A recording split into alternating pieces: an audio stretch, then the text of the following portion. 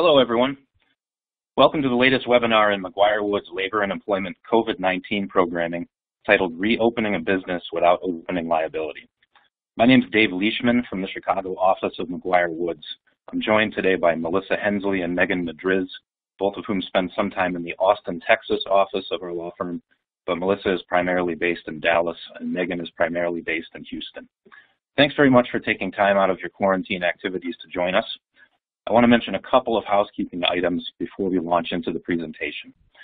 Note that once you've accessed the program, you'll find several widgets on your screen. Feel free to explore them at any time during the presentation. I want to call your attention to two widgets in particular. First, the green meeting materials widget includes a copy of the presentation, and if you'd like to, you're welcome to save it to your desktop or print to follow along during the presentation. Second, you should see a purple Q&A feature. Please use this widget to submit any questions that you have throughout the presentation. Any questions we don't cover will be addressed following the program, so if we don't have time to get to every submitted question, we will reach out to you individually to ensure your question is addressed. You'll find the bios widget in blue. You can expand this feature to get additional information about each of us and our respective practices. Finally, please note that the full presentation will be recorded. We will be providing a copy of this recording together with the PowerPoint deck after the presentation is ended. And if you're seeking CLE credit and provided bar information upon registration, we will be in touch via email once credits are approved. Without further ado, let's begin.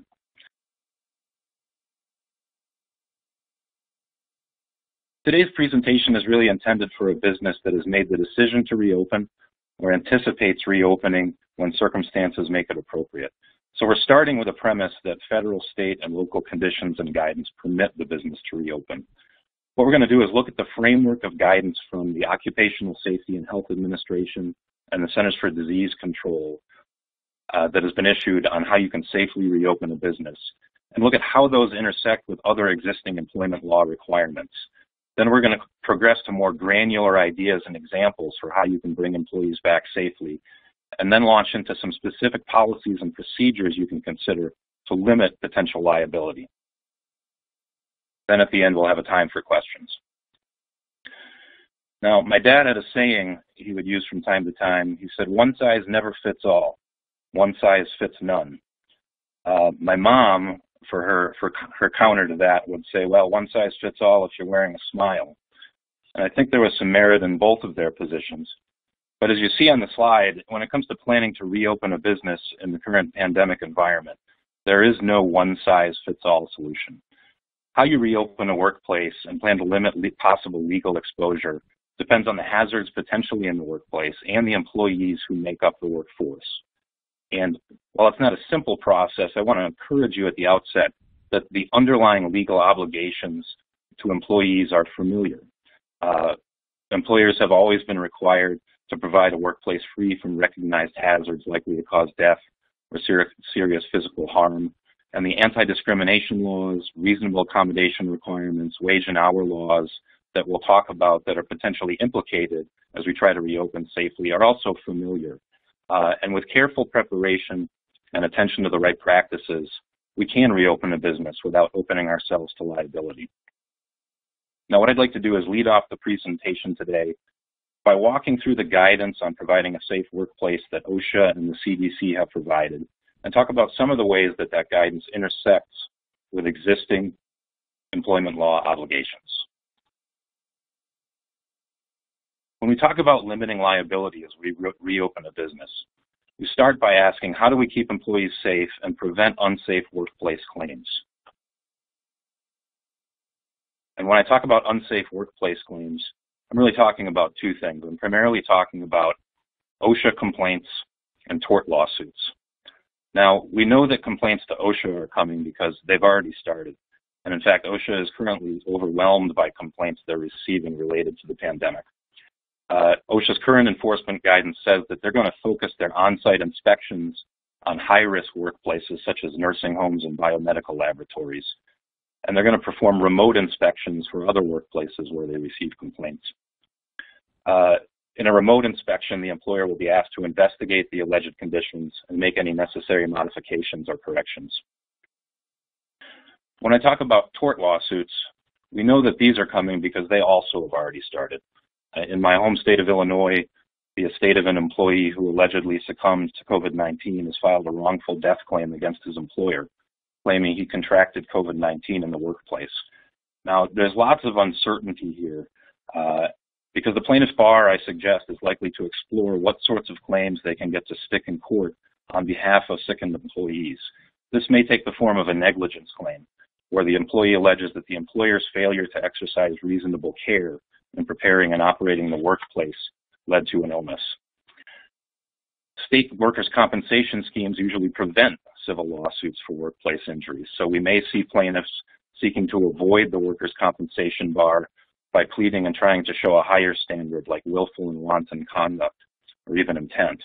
And those standards and how they play out are going to vary by state workers' compensation law. We're also going to see serious questions with problems of proof. I'm not sure how a worker is going to show that his workplace was where he contracted a communicable disease during a global pandemic.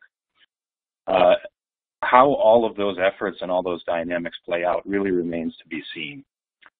We have another layer where lobbying and legislative efforts to limit employer liability for COVID-19 in the workplace are in play. And in fact, yesterday, President Trump issued an executive order invoking the Defense Production Act to keep meat processing plants open. And a White House official has said that the administration will also issue guidance from the Department of Labor providing liability protections for those workplaces. How all of these dynamics play out is really anyone's guess. But the important point for us today is that as we reopen a workplace, to prevent a claim that the workplace was unsafe, we need to identify measures that allow us to reopen safely in this environment. The starting point for any discussion of how we prepare a workplace for reopening is generally OSHA's guidance on preparing workplaces for COVID-19. You can see the cover of the booklet on your screen. You'll find a link to the guidance at the end of the slide deck. And OSHA's guidance on how we keep a workplace safe is largely framed in three categories. First, we have engineering controls. These are physical modifications of the workplace that reduce the hazard of exposure without relying on worker behavior. So some examples would be high-efficiency air filters and increased ventilation to reduce airborne exposure, and physical barriers like a sneeze guard that separates an employee from a worker or a member of the public. OSHA also talks about administrative controls. These are measures that require actions by employees to minimize exposure in the workplace. Examples would be increased flexibility and use of sick leave, minimizing face-to-face contacts in the workplace, and scheduling conference calls instead of meetings. OSHA also talks about the use of personal protective equipment, or PPE, to reduce exposure. Now, OSHA says right in the introduction to its guidance that this is not a standard or regulation, and it neither creates new legal obligations nor alters existing obligations. But nevertheless, I want to spend a few minutes taking a tour through OSHA's framework and guidance. And the reason is that I believe that showing that you followed OSHA's suggested analysis and considered the measures that they suggest is going to be a very powerful defense to any type of claim that you failed to provide a safe workplace, whether you're making that argument to OSHA or in a court or elsewhere. And I do want to briefly note that today's presentation will address federal OSHA guidance. Employers in states that operate under their own state plan for private sector employers will need to consider their own state occupational safety and health laws and regulations as well. Preparing your workplace according to the OSHA guidance begins with a hazard assessment. And OSHA identifies 4 classes of occupational exposure to the coronavirus. As you can see in the pyramid on the slide, those are low risk, medium, high, and very high. Let me walk you through some examples of those. A job with a low exposure risk has minimal occupational contact with the public and coworkers. So think of an office building where many or most employees have their own office space separated by a wall or some sort of barrier from other employees. Jobs with medium exposure risk require frequent or close contact with people who may be but are not known or suspected to be infected. So think here of a cashier at a grocery store, think about workers in schools, think about an open floor plan call center where employees sit side by side throughout the day. Jobs with a high exposure risk have a high potential for exposure to known or suspected sources of COVID-19. So think here of workers in a healthcare facility where suspected COVID-19 patients are present, or medical transport workers bringing those patients to the facility. Finally, jobs with very high exposure risk have a high potential for exposure to known or suspected COVID-19 cases during specific medical, postmortem, or laboratory procedures. So think here of healthcare workers performing procedures on suspected COVID-19 patients, healthcare personnel handling specimens from suspected COVID-19 patients, and morgue workers performing autopsies. One question I recently had about these risk categories is, what about my warehouses? Are those low risk exposure or medium risk exposure? It's a really good question, and the answer depends on the circumstances. Suppose you have a large shipping and receiving warehouse, from a loading dock deep into the warehouse to collect some freight without really interacting with other coworkers. That might be a low exposure risk job. But if you have a smaller warehouse facility where workers are picking product next to each other all day long, that may be a medium risk job. You really need to look at all the facts, and it's certainly possible that you'll have multiple jobs within the same facility with different risk assessments.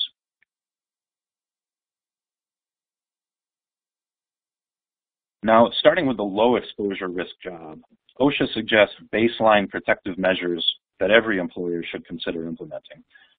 By my count, there's about 50 basic measures OSHA suggests in their guidance that all employers consider implementing. And we're going to dig deeper into some of those as we proceed through the presentation. But in broad terms, OSHA says that every employer should have an infectious disease preparedness and response plan. OSHA says that every employer should implement basic infection prevention measures. And these are things that we've all heard about, like social distancing, staggering work schedules, allowing employees to telework, and replacing face-to-face meetings with conference calls. And Melissa's going to dive into some of those specific infection prevention measures and how to implement them in a few minutes. Next, OSHA suggests that every employer implement policies and procedures for prompt identification and isolation of sick people. And Megan will have a chance to walk through some of those possible policies and procedures later in the presentation. OSHA also says that every employee ought to develop, implement, and communicate about workplace flexibilities and protections.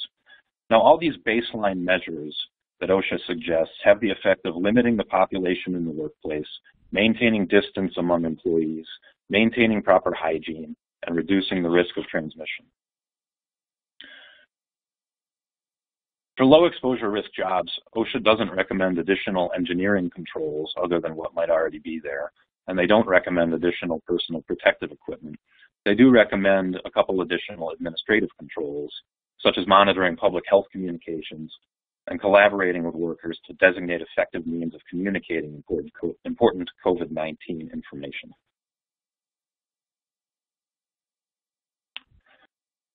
With our medium exposure risk jobs, OSHA recommends all of the measures that we just talked about and some additional administrative controls. OSHA says that employers should consider offering face masks to ill employees and customers and should consider strategies to minimize face-to-face contact. And I put consider in quotes there because I think it's an interesting point. OSHA doesn't suggest that those measures are required or mandated and seems to recognize that what's appropriate will vary depending on the risk assessment and the facts present in the workplace. But certainly I would suggest that any decision not to offer face masks to ill employees or not to implement strategies minimizing face-to-face contact is going to be scrutinized, and you must very carefully consider what facts support that decision in your workplace. For medium exposure risk jobs, OSHA says that PPE will vary by work task, hazard assessment, and types of exposures, but may include gloves, a gown, face masks, face shields, or goggles. And I think what you're seeing here is once we get past the baseline preventative measures that OSHA recommends for everybody, what is right according to the guidance is going to depend on the job in question. Once again, there is no one-size-fits-all solution when it comes to preparing a safe workplace. For high and very high exposure risk jobs, OSHA recommends a variety of engineering and administrative controls. OSHA says that PPE is likely needed, but will vary depending on job tasks and exposure risks. And frankly, we strongly recommend that employers with jobs in these categories seek the assistance of counsel in returning their employees to work safely. I want to highlight an area of OSHA's guidance that I think many employers have questions about. When they describe an infectious disease preparedness and response plan, OSHA says to consider workers' individual risk factors, and those include older age, chronic medical conditions, immunocompromised conditions, and pregnancy, and OSHA says to consider controls necessary to address those risks. And the question that employers are asking is, how exactly do we address risks based on individual factors such as age, medical condition, and pregnancy without running afoul of anti-discrimination laws? And OSHA doesn't answer that question for us, but the EEOC has issued guidance on their website.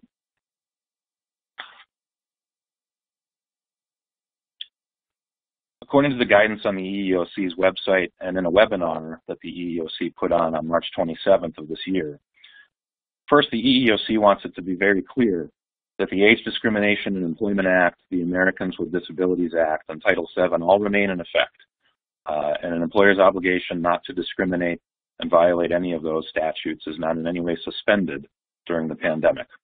So an employer can't base an employment decision on age or pregnancy or disability or the usual protected categories that we think of.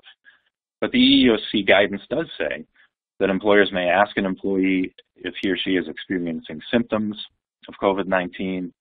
The employer may take employee's body temperature. The employer may administer a COVID-19 test.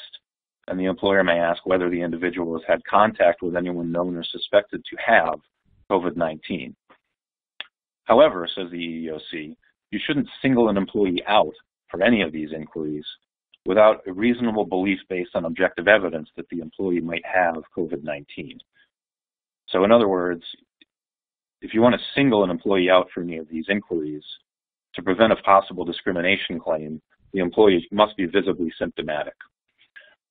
And so the solution, a possible solution, is you make these inquiries of everybody, or at the very least make these inquiries, or some of them, to employees by job category based on risk. Then you can base employment decisions on the results of these permitted inquiries. And the EEOC does say that if an employee is symptomatic, you can require them to stay home. Other considerations that you might make for higher risk employees are to encourage them to telework voluntarily, offer them an opportunity to return to the workplace later, and offer them increased flexibility in use of PTO. And Megan's going to discuss in a little bit some considerations that go into drafting a policy for these heightened risk employees. I think you also need to be, as you implement policies and procedures for a safe workplace, aware of the possibility of a disparate impact claim and make sure that the steps you're putting in place don't impact any particular gender or age group or other protected category disproportionately.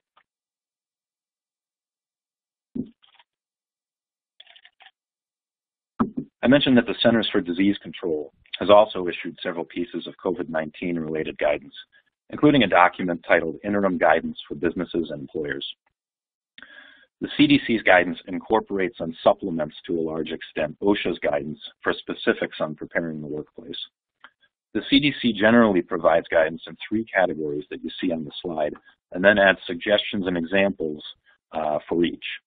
So first, the CDC offers suggestions on how to reduce transmission among employees. And some examples include identifying where and how workers might be exposed to COVID-19 at work, separating sick employees, and educating employees on how to reduce the spread of COVID-19. Second, the CDC offers measures to maintain a healthy business operation. Those include identifying a workplace coordinator, determining how to handle a spike in absenteeism, and they say to consider establishing policies and practices for social distancing. And there again, I put consider in quotes because it does strike me as a little bit odd.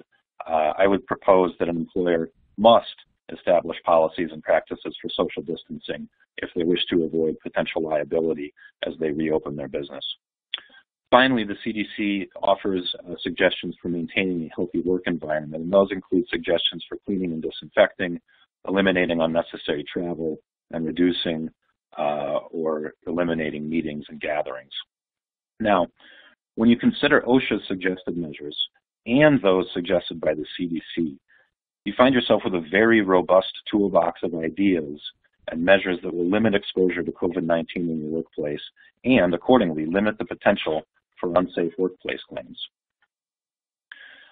Once you've selected the tools from the toolbox, you need to roll them out into practice. And as we get deeper into the presentation, we'll talk about some practical and particular ways to do that. But just forming a plan to reopen a safe workplace is not going to be enough to insulate your business from liability, because the measures that make the workplace safe must comply with anti-discrimination laws, wage and hour laws, leave and accommodation laws, whistleblower laws, and the full panoply of employment laws with which we're all acquainted. So for example, when we bring employees back to work, if we do that in phases, we need to make sure the phases don't provide possible grounds for a discrimination claim, whether that's an intentional discrimination claim or a disparate impact claim. We talked a moment ago about how you can't treat employees with individualized risk factors in a discriminatory manner. If you plan to implement temperature testing or implement telework in your business, we need to make sure that you properly compensate non-exempt employees for time spent doing the testing, and that the business complies with applicable wage laws concerning reimbursement of business expenses while teleworking. Suppose you decide to implement face coverings in the workplace. We need to be prepared to consider accommodation for an employee with a skin condition or a pulmonary condition who says she can't wear the face covering. Or say you accommodate an employee with a standing desk in his cubicle and then ask him to telework. You should consider whether there is a way to provide a similar accommodation in his home.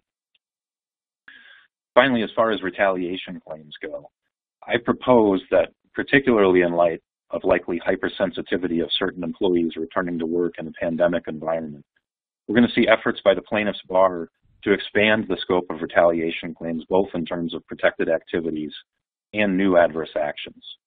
So for example, if a worker complains that a coworker has a hacking cough or is not practicing social distancing, is that a protected activity subject to anti-retaliation laws?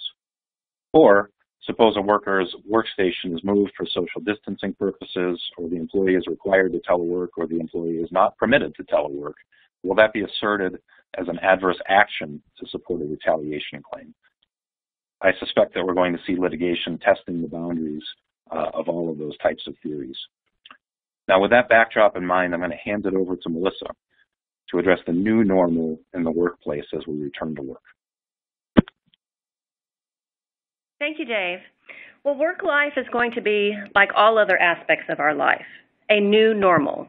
And what that new normal will be in the workplace is up to you all to decide as employers.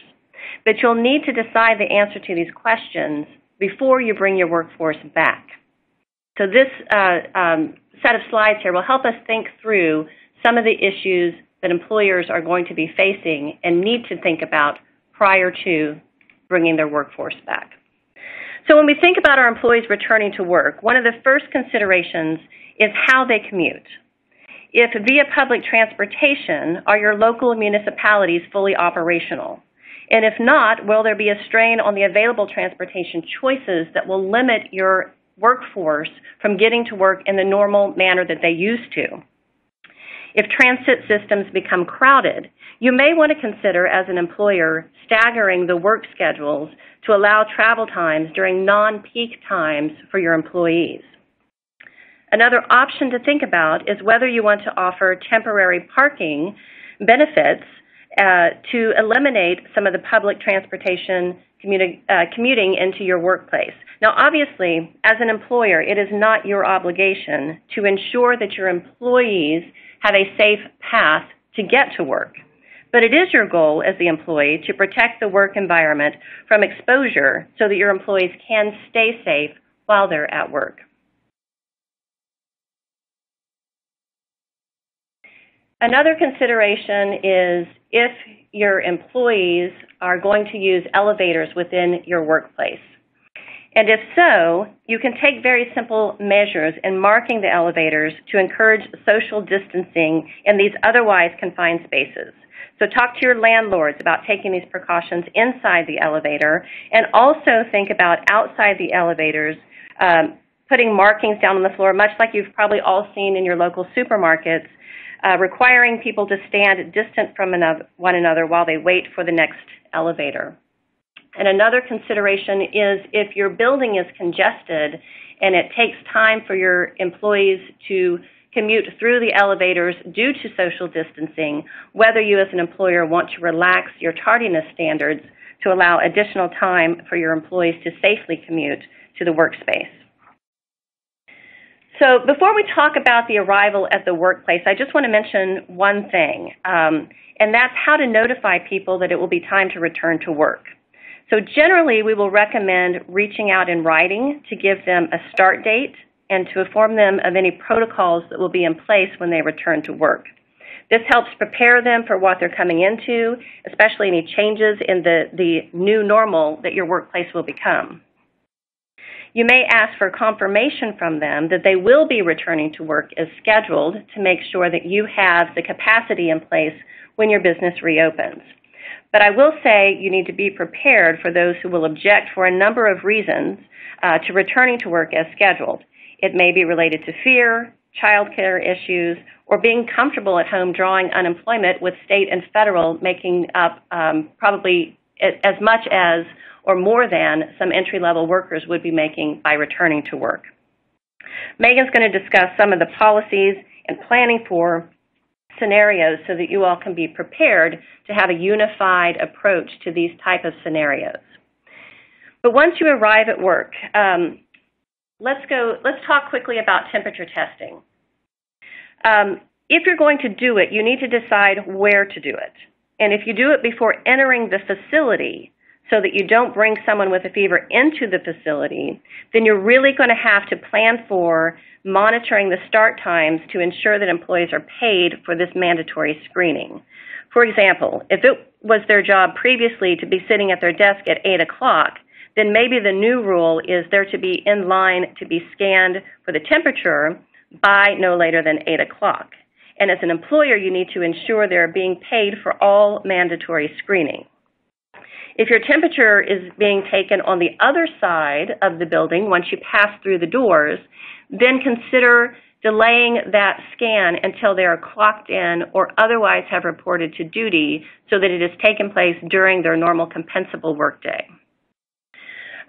Some of you may have seen advertised in the market temperature scanning cameras, and I've watched some of the demonstrations, and they seem to be very effective.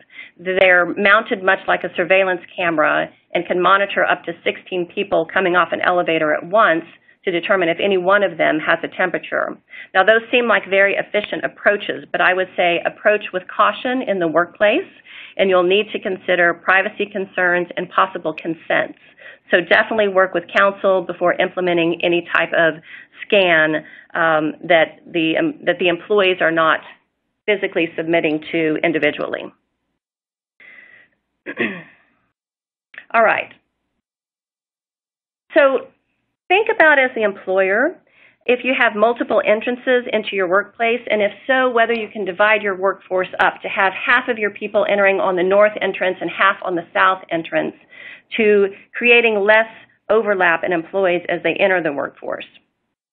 You also want to think about where employees would normally congregate and employ some social distancing measures to discourage the clusters of employees that might otherwise be found in a workplace. Time clocks are a key example of where employees would normally have clusters of employees before the start of a shift. So you need to analyze your workplace if you use time clocks and see if you can physically spread them out. So rather than having a row of 6 time clocks, spread them out at least 6 feet apart and add physical markings showing employees where they stand in line to wait for their turn to approach the time clock. You also may want to have hand sanitizer available at the time clocks to be used before and after touching a machine that people are going to repeatedly use again and again. Another option is to consider staggering your shifts even by 10 minutes to decrease the congestion around the time clocks or other entry-level areas when your workforce reports back to work. You've got to also look at the density of your workspace. You need to have a plan to keep your employees socially distant from one another. So, how do you do that? Number one, you may want to keep some of your workforce at home, even after these restrictions are lifted. You also want to examine your workspace configurations and make adjustments. So if you have a main call center where you have 20 cubicles with people right on top of one another, you may employ a policy of every other cubicle being empty. Or you might actually physically break down the work sites and move them to different locations. In this time when we all have conference rooms or community spaces that would normally be designated for socializing or gathering, we may want to convert those areas into pop-up workstations. So take some of your cubicles and move them 4 at a time into conference rooms so that they can be distant from one another.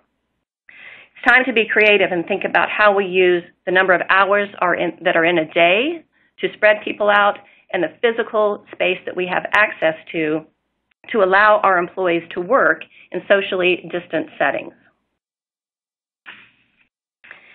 For many employers, reopening also means interacting with public and customers, which adds, of course, a whole nother layer of concern, protecting your customers from employees and employees from your customers. So employers will want to consider installing partitions for any point of service or reception area.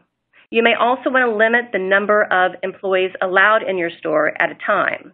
For example, Texas is opening phase 1 of our restart this Friday, May 1st.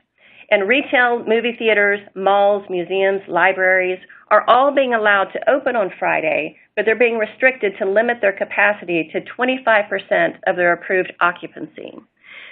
These are things that you can implement in your settings if they are appropriate and deemed essential to protect your employees and or customers who may be visiting your facilities.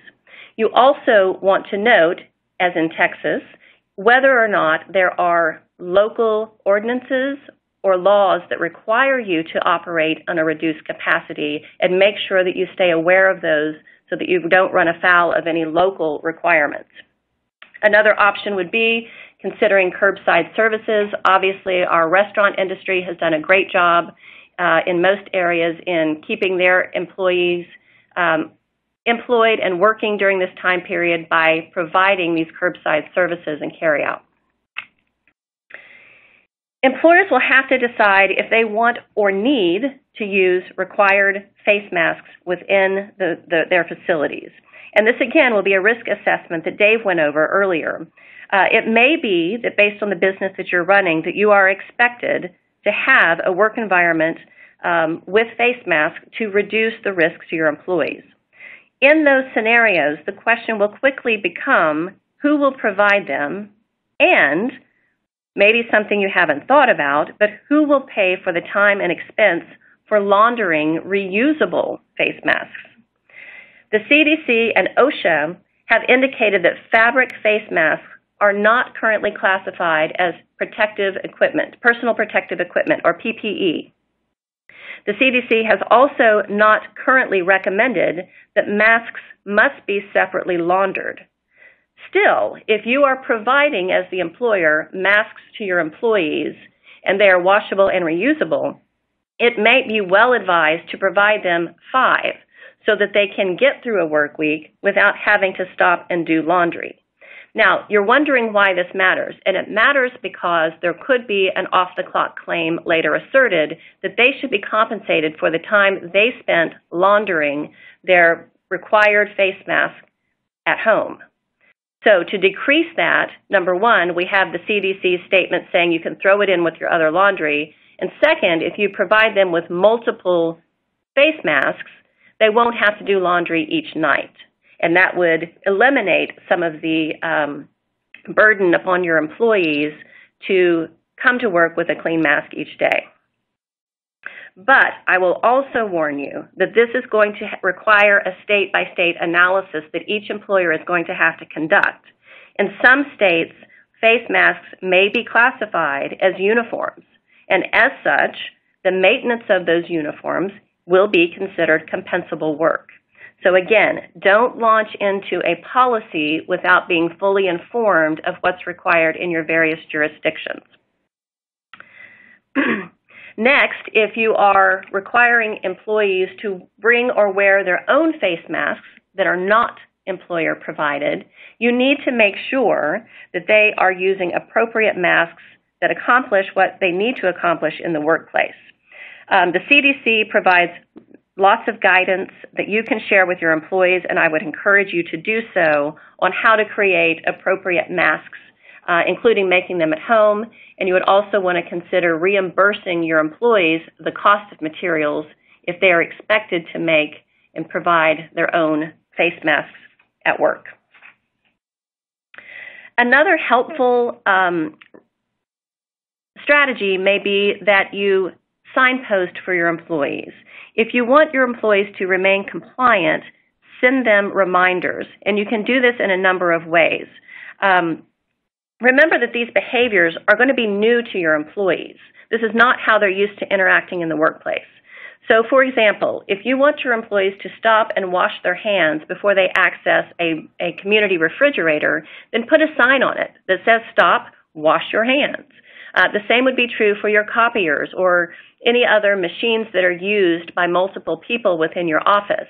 If you can provide Clorox wipes or some sort of sanitation, even hand sanitizer next to the copier or the fax machine, then do so and put a sign on it that says stop, and use these tools before and after so that you minimize the amount of exposure that could be spread through sharing these types of equipment. So post reminders of your administrative controls, such as in your hallways, reminding people that in public spaces or walking through the hallways, you expect them to be wearing face masks.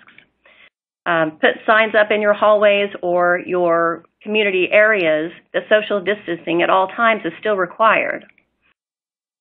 Maybe put standing spots if employees are expected to stand in line for temperature checks or for clocking in or for even collecting paychecks. Separate them by 6 feet of distance so that they stay socially distant from one another while doing the things that you expect them to do within the workplace. Another thing is cross-training. We can all expect on return to work that there may be a surge in demand of products and services following the quarantine, and we also need to anticipate that as states open, that absenteeism may increase as the risk of COVID expands due to opening up our economies again. So cross-training may be an excellent strategy for being prepared for those demands and changes.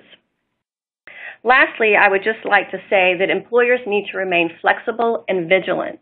The standards that are reasonable will change with an increase and decrease in risk associated with COVID. So Megan now will walk us through getting ready for this return to work through policy implementation.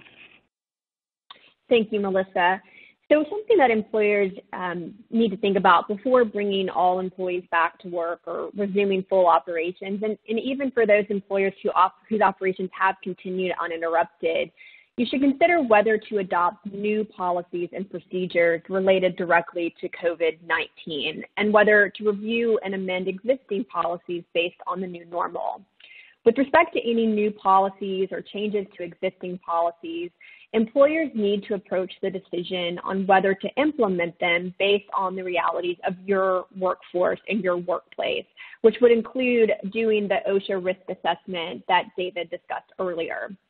Some of the reasons to implement written policies, some of the ones that I'm going to discuss, are, one, to help defend against potential claims, including negligence claims or OSHA violations, to show that the company took reasonable steps to comply with its obligations to provide a safe workplace.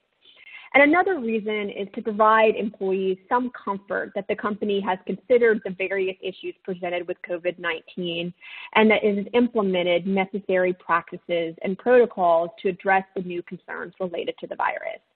But keep in mind, if you're going to implement any policies or practices or protocols for addressing the new risks associated with COVID-19 in the workplace, or if you're going to change existing policies, you need to be able to comply with them. It does you no good to put in place a policy if you can't reasonably comply with it. So the first policy that I'm going to talk about to consider would be a cleaning and disinfection policy. So employers should review their existing cleaning practices to determine whether additional cleaning, disinfecting efforts should be implemented once employees or more employees return to the work area. For example, between shift changes, before and after each use of shared equipment, whether you're going to clean in the morning, the afternoon, and the evening. And whether you memorialize this in a written policy that you distribute to your employees or internal guidelines, employers should strive to follow the CDC recommendations on cleaning and disinfecting the workplace. Or you want to, if you have a third-party janitorial service that provides cleaning, you want to make sure that that vendor is following the most up-to-date CDC guidelines. We also recommend designating certain employees to be in charge of knowing the current CDC cleaning and disinfection guidelines and making sure they're staying up to date on any changes that need to be implemented. And to the extent an employer is going to be performing the cleaning itself, you need to ensure that your cleaning crew has the appropriate protective equipment and that they're properly trained on use of that equipment as well as the cleaning plan that's being implemented.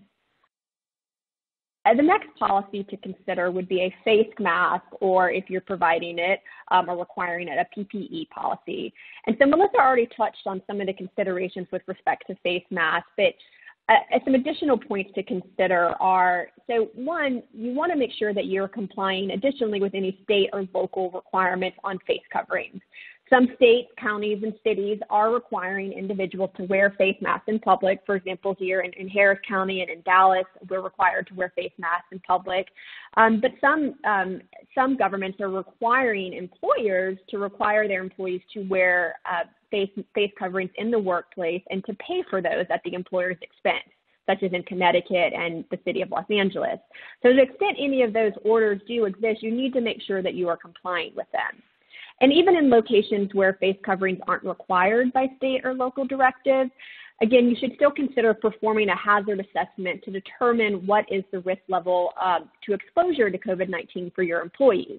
Now, if you can control it through other social distancing practices recommended by the CDC, then you may want to make face masks just voluntary as opposed to requiring them. Now, on the other hand, certain social distancing mechanisms are not going to provide the most maximum protection for your employees, you may want to consider requiring the use of face coverings.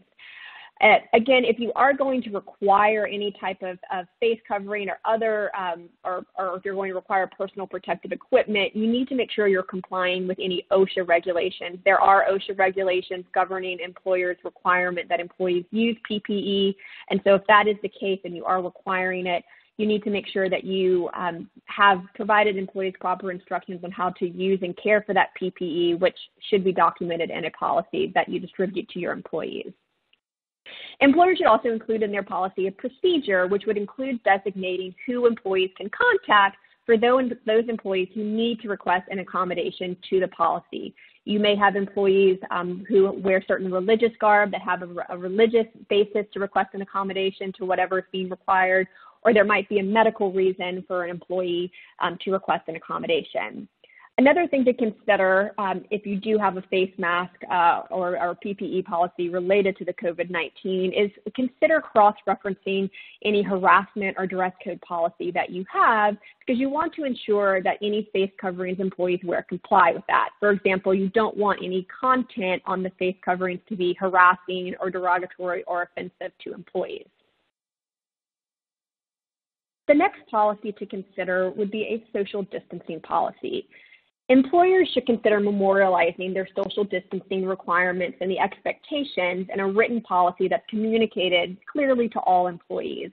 The exact measures that are going to be appropriate and effective for the workplace and the workforce is going to depend on your risk assessment, and it should, of course, always be guided by the recommendations from the CDC and any government requirements or guidelines. In the policy, you should consider addressing such topics of how employees are to enter and exit the workplace, any reconfigurations that will be done to the workplace, use of shared equipment and facilities, use of shared spaces such as break rooms, bathrooms, and kitchens. And again, you also want to include in the policy a procedure, again, including and designating who employees would contact if they need to request an accommodation to the policy. The next policy to consider would be a heightened risk policy.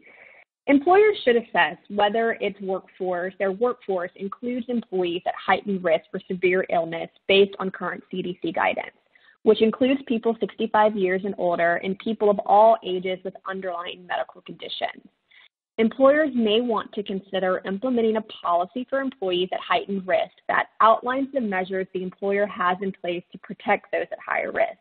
For example, you may allow such employees to take more frequent breaks for hygiene measures. You may relocate or reconfigure their workspace to provide greater distance from coworkers. You might allow such employees to participate in meetings via teleconference. You also want to consider providing a procedure for higher risk employees to report concerns about exposure at work, about coming to work, or requesting accommodations. And the policy could also reference the OSHA standard for when an employee may refuse to engage in dangerous work.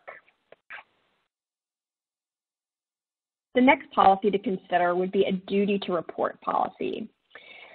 This policy, the purpose of this policy would be able to outline when employees should be self-reporting COVID-19 symptoms or positive test results, that they should self-report contact with others with symptoms or positive test results, and to provide an ability for employees to report concerns regarding coworkers who may have COVID-19 or are displaying symptoms in the workplace.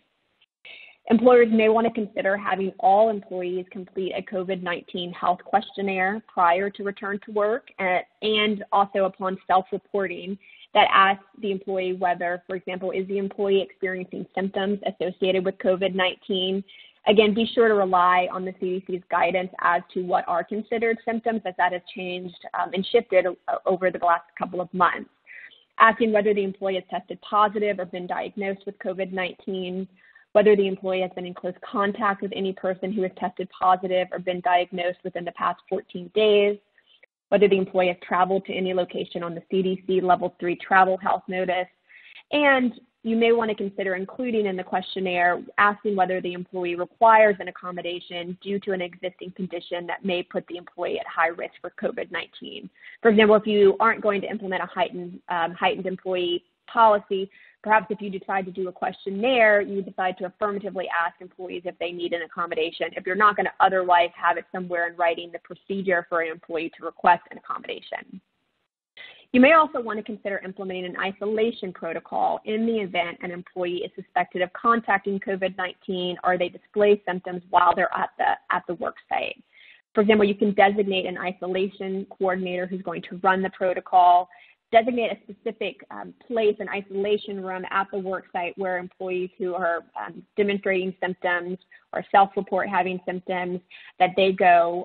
So while you're in that room, you can do the necessary questions to that employee before you have them go home. You also want to make sure you provide necessary PPE for those in the isolation room. And once you're in the room with the employee, you would want to document where in the workplace the employee has been and any persons the employee has been in close contact with, at least for the last 24 hours. And remember, it's important to remember, regardless of whether you have a policy or not, that any medical information that you receive from employees about them having symptoms of COVID-19 or testing positive for COVID-19, anything medically related needs to be kept in a separate file from their personnel file. Also, with the duty to report policy, this policy should outline the steps the employer will take if an employee has tested positive or been in close contact with someone who's tested positive or traveled to a high-risk area. For example, what are the cleaning protocols that you're going to take upon such receiving notice that an employee has come to the workplace with COVID-19? Are you going to temporarily close part of the work site or certain areas, as well as what's going to be your practice in terms of disclosure to potentially affected coworkers? And remember, unless the employee provides his or her consent, you cannot disclose their name to other employees. So to avoid potential confidentiality concerns, you may want to consider getting written consent of the employee while, for example, you're performing the isolation protocol to disclose their identity strictly on a need-to-know basis. The policy could also address the types of leave available for an employee required to quarantine. For example, any federal, state, or local leave laws that have been implemented in response to COVID-19 or that have already been in place that would cover an employee having to go onto a quarantine, or if there's any employer-provided leave that's available. And then you could also address in this policy the conditions necessary for the employee to return to work, again, in compliance with CDC guidelines and recommendations on what would be necessary before an employee who has tested positive or presumed positive goes back to work. The next policy to consider would be a temperature check or a testing policy if this is something that you're going to do. As Melissa mentioned, the EEOC has recently stated that employers may take steps to determine if employees entering the workforce have COVID-19, which includes temperature checks or testing for COVID-19. Employers should keep in mind, though, that the EEOC considers temperature checks and COVID-19 testing to be medical examinations, which are typically only permissible in very narrow circumstances under the Americans with Disabilities Act. The EEOC is now permitting employers to conduct them more broadly because of the COVID-19 pandemic. But employers should monitor and adjust their practices consistent with the most recent guidance from the EEOC, which could change in the next couple of months as to whether or not employers are still allowed to continue to do temperature checks and testing for COVID-19. Implementing temperature checks is likely a good practice at a minimum to help ensure a safe workplace. Now, with respect to testing, if an employer is going to implement actual COVID-19 testing, we recommend detection testing only and not antibody testing based on the EEOC guidance, which is basically saying that an employer can test to see if an employee currently has COVID-19 such that they would pose a direct threat to those in the workplace. Antibody testing is not necessarily testing to determine whether someone currently has it, and therefore we don't recommend that because that could essentially open up a can of worms on other medical issues that could, employer knowing that information could put them in a pickle. So you also need to ensure too, if you're going to have any testing, that it's accurate and reliable. Before implementing a testing program, you might want to consider just the practical difficulties of it. What are going to be the costs associated with it? I mean, how frequently are you going to do it, particularly if it's something you would be doing very frequently? The limited utility of negative tests that could change day to day, and just quite frankly, the availability of COVID-19 testing on any type of mass scale. Now, if you are going to do temperature checks or if you're going to do testing, I recommend having a policy that would address who is going to be tested. Is it all employees? Is it employees in certain categories? The frequency of the testing, and if you're going to do additional testing, what would be the reasons for that? And again, want to make sure that you have it's job related and consistent with any type of business need. The location of the testing. For example, if you're going to do just temperature check, are you going to have employees check their temperatures before coming to work and self-report it? Or are you, the employer, going to take those temperature checks before they enter the workplace? If we're going to do testing, it's recommended that you hire a third party to conduct those medical tests and to outline who that third party provider is and where the employee can go to get those tests. The policy should also address compensation for testing and who's going to pay for the actual testing. So prior DOL, Department of Labor guidance before the COVID-19 pandemic, it requires employers to compensate employees for time spent getting a physical.